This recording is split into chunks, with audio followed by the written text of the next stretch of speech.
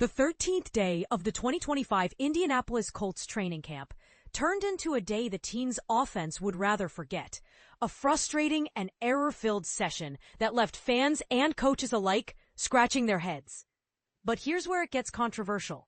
Despite being a joint practice with the Green Bay Packers, the Colts offense struggled much more than expected, highlighting some pressing issues as the regular season looms. Thursday's practice took place in Westfield against a Packers team missing their starting quarterback Jordan Love, who was sidelined with a left thumb injury. Still, even without Love, the Colts offense found little rhythm and faced serious challenges. Let's break down the main takeaways from this rough day.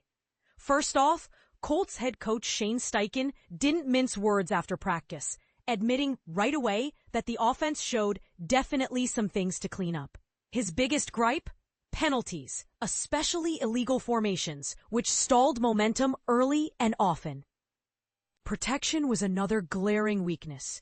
The offensive line struggled immensely to create steady, clean pockets, leaving quarterbacks Anthony Richardson and Daniel Jones constantly under pressure.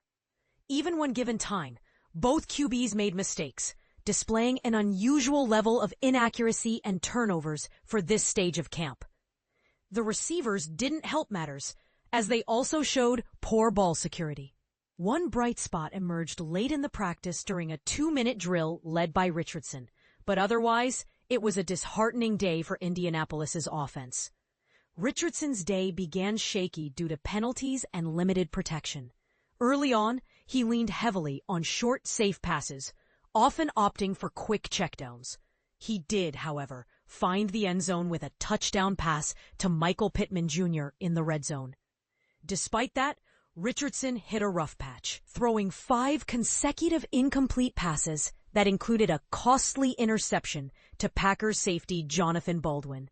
This streak marked one of Richardson's toughest periods we've seen in 3 years. Fortunately, he rallied at the end, orchestrating a lengthy scoring drive with key completions to wideouts Anthony Gould, Michael Pittman Jr., and Tyler Warren.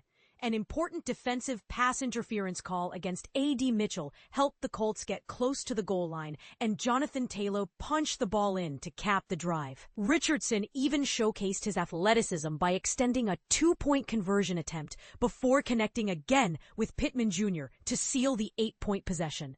Overall, in team drills, Richardson concluded camp with an unofficial stat line of 110 completions from 183 attempts. Switching gears to Daniel Jones, Thursday marked the first camp day where he threw 2 interceptions, a concerning development. While only 1 pick could be pinned on him, it still overshadowed what was otherwise a decent outing. Jones went 13 of 19 by day's end, but finished with a sour note after being intercepted during his own 2-minute drill.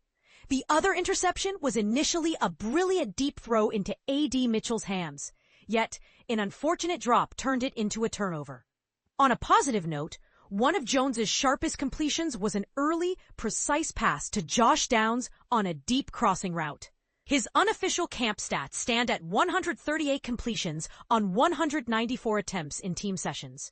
If the offense struggled, the Colts defense certainly rose to the occasion. Though many expected a strong defensive showing, they delivered emphatically.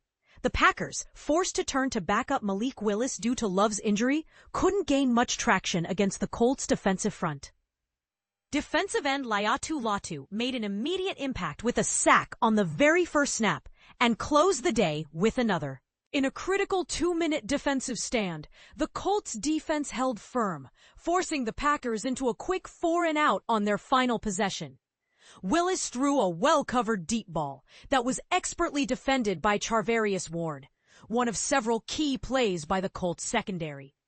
Latu's second sack, a well-timed pass breakup by Cam Bynum, and similar disruptions by Samuel Womack III and Zaire Franklin underscored the defense's dominance.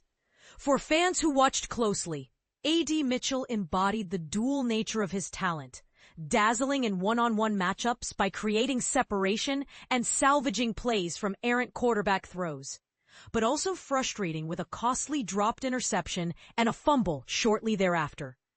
His ability to draw multiple defensive pass interference calls on Packers defensive backs emphasized how elusive he can be when healthy.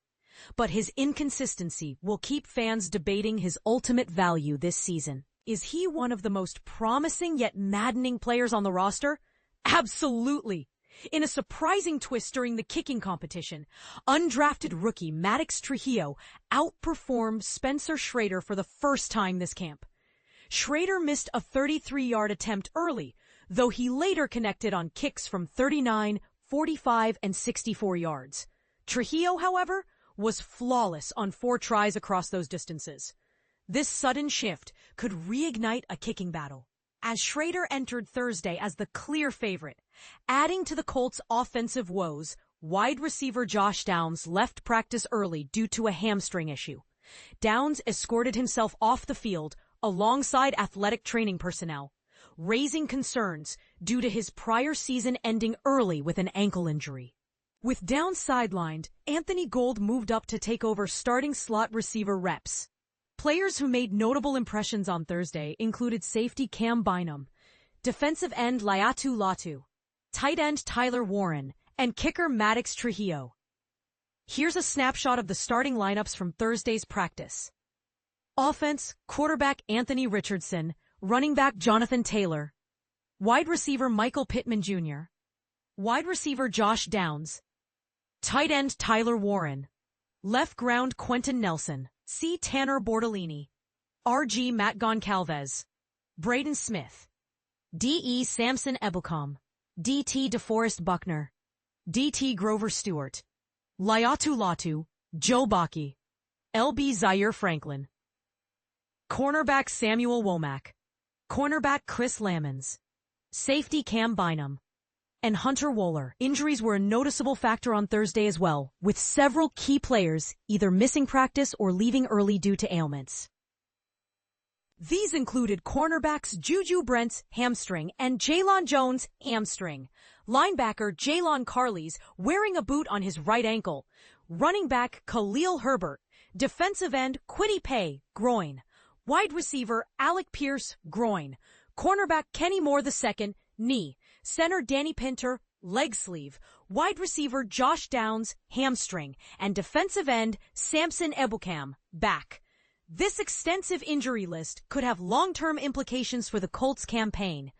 So, here's the question for fans and analysts. Can the Colts offense bounce back after such a rough showing? Or does this expose deeper issues about their capability to compete against solid defenses? And with some players showing flashes of brilliance while others falter, will consistency be the defining challenge? We'd love to hear your thoughts.